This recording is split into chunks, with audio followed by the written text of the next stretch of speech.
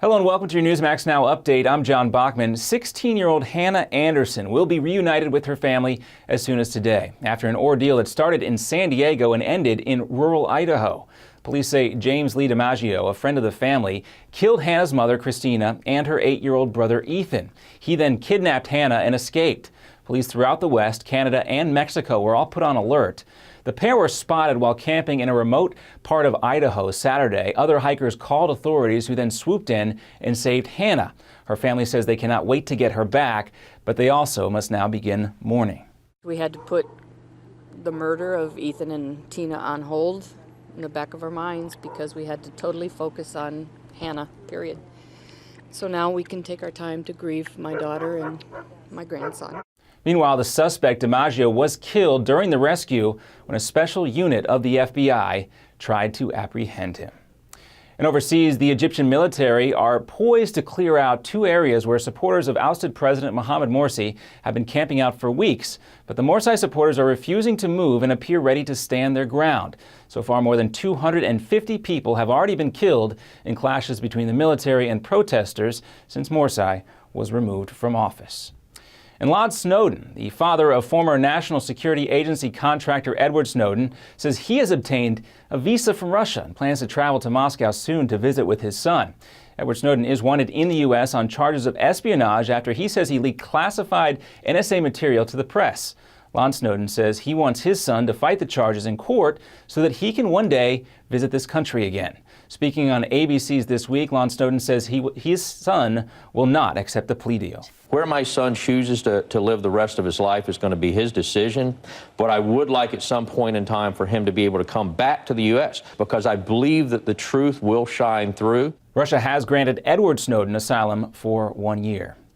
And while it's never too early for potential presidential candidates to test the water in Iowa, Senators Ted Cruz, former Senator Rick Santorum, and Donald Trump made their way to Iowa this weekend for an event organized by an influential Christian group. The state's early caucuses often predict the party's eventual nominee some years, and Vice President Joe Biden also has a planned trip to Iowa next month. A lot of Democrats are also waiting for Hillary Clinton's first visit to Iowa of this election cycle. And coming up next on your Newsmax Now update, maybe the worst traffic in America today. This is an update on a massive pileup on a major U.S. interstate and why dozens of cars could not avoid it. Plus, a Newsmax exclusive with Texas Attorney General Greg Abbott on why he's ready for a fight with U.S. Attorney General Eric Holder over voting laws. Next.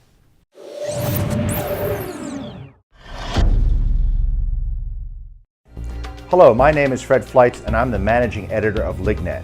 You've probably seen our name preceding some of the stories you read on Newsmax or heard LigNet referenced on Fox News, C-SPAN, or CNN. Perhaps you've asked yourself, what is LigNet? LigNet is an acronym for the Langley Intelligence Group Network, a private Washington, D.C. based service that provides global intelligence, in-depth analysis, and detailed forecasting.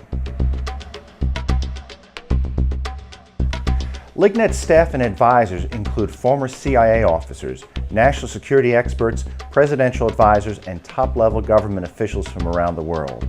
I myself held several national security posts for the U.S. government during my 25-year career with the Central Intelligence Agency, the Defense Intelligence Agency, the U.S. Department of State, and the House Permanent Select Committee on Intelligence. Our lead advisor is General Michael Hayden, the former director of the CIA. He is joined by former U.S. Ambassador to the United Nations John Bolton and former chairman of the National Intelligence Council and Special Assistant to President Ronald Reagan Fritz Ehrmann, former U.S. Ambassador to Venezuela Otto Reich and former clandestine service officer Frederick Russman, former chairman of the House Intelligence Committee Peter Hoekstra also join our advisory board staff. Every day, our goal is to use our expertise, our resources, and our worldwide staff to take the pulse of the ever-changing political and economic landscape and the threats we face on a daily basis. Whether you are following global events for your portfolio or business, or just interested in the world around you, LigNet provides what you need to know to keep up with global events. There are many. Every day, LigNet members receive the Morning Brief, a daily email that provides summaries and links to our daily analysis to keep you up to date on LigNet's assessments. LigNet members receive unrestricted access to LigNet's secure database of global analysis. All of our special reports, previous analyses, and exclusive video interviews with intelligence insiders are available to members 24 hours a day. But you also get top-notch analysis that resembles the President's Daily Brief, the classified intelligence assessment delivered to the President of the United States every morning. LigNet also sends breaking news emails to our membership list. If there is a development of global proportions or a terror alert, our subscribers are always the first to know. I hope you now have a better understanding of what LigNet is, but more importantly, recognize how truly invaluable LigNet can be. As the old saying goes, knowledge is power. Join LigNet for $1. Go to lignet.com.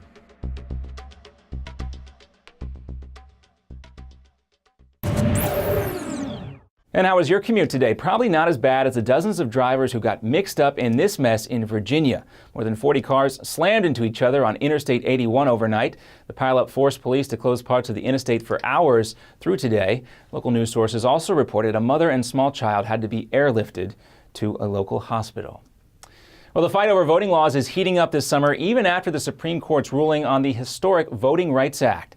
One of the front lines in this fight is in Texas, where Attorney General Greg Abbott, also a candidate for governor, says during a Newsmax exclusive that he's ready to take on U.S. Attorney General Eric Holder and the White House on this issue. It's as though the Obama administration wants to keep Texas under their thumb for our election laws. And I got to tell you, John, there is a political reason behind this. And to see more of our exclusive interviews and content, stay with Newsmax.com. This has been your Newsmax Now update for August 12th. I'm John Bachman. Now here's the Steve Malzberg Show in New York.